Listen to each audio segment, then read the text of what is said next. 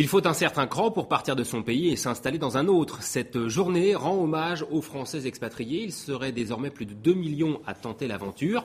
Pour certains, le coup d'essai est un coup de maître. Exemple à Rio de Janeiro avec Stéphane Stasi.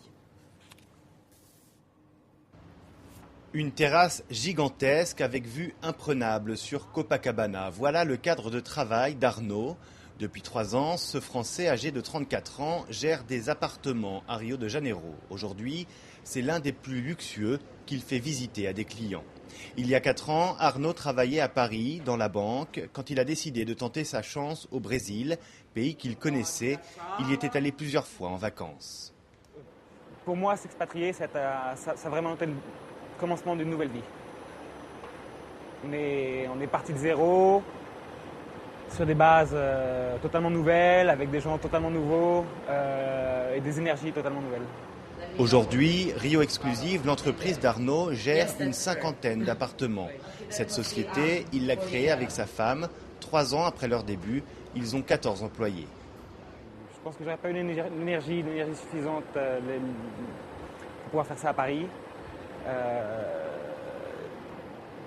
D'avoir traversé l'Atlantique, moi c'était un défi, c'était de venir créer quelque chose ici. Je pense que je serais resté en France, je serais resté salarié de la banque. Une nouvelle vie donc, professionnelle mais aussi personnelle. Arnaud a rencontré sa femme colombienne à Rio. Ils ont 2 enfants.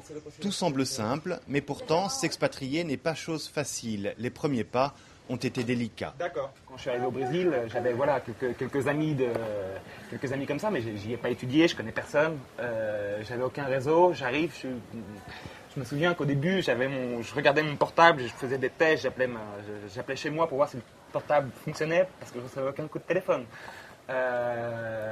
Donc non, c'est pas facile, c'est partir de zéro. Personne nous attend.